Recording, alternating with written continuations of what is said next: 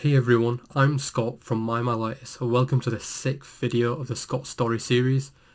I've had this episode planned and ready to go twice now, and then more results have come back, and so I've had to go and edit it and redo everything.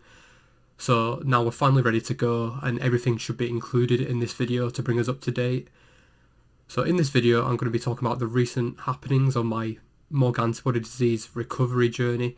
This will include the finally getting the results of the MOG antibody test which I had back in December, a recent MRI scan and the results of that, and what the next steps are in the recovery process for me.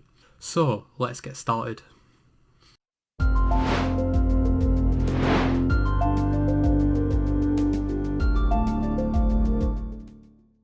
A quick recap from last episode was I had tapered down to 2.5mg of prednisolone steroids after having another blood test to check for MOG antibodies. My eyesight had been checked and showed no signs of damage from the MOG antibody disease attack back in March 2020, and overall my condition was showing signs of improvement. So on the 7th of December I had another set of blood tests, including one to check for MOG antibodies. The last time this happened, the results came back in around 1.5 months, so I was expecting a bit of a wait, but this time the results took around 3 months to come back instead. And if the MOG antibody test came back with a high or medium number of antibodies, then I would stay on the 2.5mg of prednisolone and go on to a preventative treatment. But if the antibody test showed low or no signs of antibodies, then I would continue to taper from the steroids completely.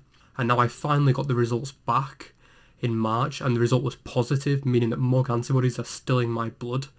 And in theory, if I was to come off the steroids completely now, I would have another attack because there would be nothing stopping the antibodies from causing damage to the myelin on my nerves. However, it's not quite as simple as that. Some people reported having attacks whilst or shortly after testing negative for MOG antibodies, but it's definitely a warning sign that I should be moved on to a preventative treatment before I fully taper from the steroids. And if you had to pick a worse one out of a positive or negative result, then positive is probably the worst of the two. But there are still some silver linings to this, as I will be able to offer more experiences of dealing with MOG antibody disease to others through my myelitis and to help others deal with the condition. And this result also means that I will eventually be able to taper from the steroids, which has been an issue for me and a concern for quite a while now, as the long-term effects of taking steroids are quite bad. So because the result was positive, my neurologist wants to put me on a preventative treatment called azathioprine, which is also known in the US as its brand name Imuran, and taper off the steroids properly. And in order to take azathioprine, you need to have your blood levels checked before and regularly after taking the treatment. So I'm currently waiting for more blood tests to see whether I can start taking the preventative now and then taper from the steroids completely, providing that the treatment looks like it's working.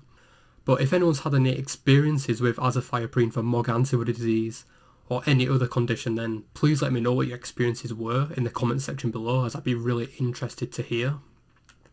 Alongside the MOG antibody test results, I also received the MRI scan results back from the scan which I had in March, which was a 12-month comparison to the ones I had back when I was in hospital diagnosed with transverse myelitis. This time the MRI scan was done using contrast, whereas my previous two ones were done without contrast. And the results said that my scan showed improvements from the ones that I had in hospital, which is no surprise considering how bad my lesions were and the symptoms that I had. Now, thankfully there were no new lesions, which was really reassuring that the antibodies are not currently doing any more damage to my spine. Some residual signal changes were also found, which accounts for some of the remaining symptoms that I have. This means that the MRI scan showed signs of scarring where the nerves are yet to heal completely. This is what was causing the remaining symptoms to still linger and be there. So overall the MRI scan was really good, and I've shown a great recovery both in terms of what I was like a year ago in hospital, and the symptoms that I had then compared to now just confirmed that the recovery is going great and there's no new lesions to be concerned about. So recently I started back running as part of taking part of the Leeds Parks Challenge fundraiser for Leeds Hospitals charity, And if you haven't seen the video yet, I'll put a link to it in the top right hand corner up here somewhere, and also in the description below. The challenge was from the start of March to the end of April. I completed 10 5k runs and raised a total of £550 for Leeds Hospitals charity, which is great. If you're interested in supporting the fundraiser, there's still time to donate, and I'll leave a link in the description to the donation page. Running does seem to be helpful, and I'm eager to continuing this by starting going back to the gym regularly. So the gyms have been open in the UK since April the 12th, and I'm basically looking forward to continuing the running and also adding weightlifting to my physical therapy regime. And being on steroids now, I've been on them for well over a year, and it does have me concerned that a potential symptom of the long-term steroid use is that your bones begin to weaken, and as a result of taking them so long, that's definitely a concern for me. So the plan is to get back to the gym and lift weights to hopefully put the bones under a bit more pressure and make sure that they maintain their strength. And so far I haven't had any signs that my bones might be deteriorating yet, but I'm hoping that by going to the gym a few times a week and lifting weights that I'm able to maintain where I am now until I can finally taper off them completely, and so that's no longer a worry. So a quick summary of this episode was I now have a positive test for MOG antibodies, and we'll be looking at azathioprine as a preventative going forwards and then tapering from the steroids. My MRI scan, which I had in March, looks promising and much better than the previous ones I've had whilst having the MOG antibody disease attack. And I've recently finished the Leeds Parks Challenge 5k runs, and now I'm looking to add weightlifting into my physical therapy regime to hopefully prevent weakening in my bones from long-term steroid use until I can taper from them. So thanks for watching the video, and if you enjoyed the episode, please be sure to give it a like and subscribe, it helps so much.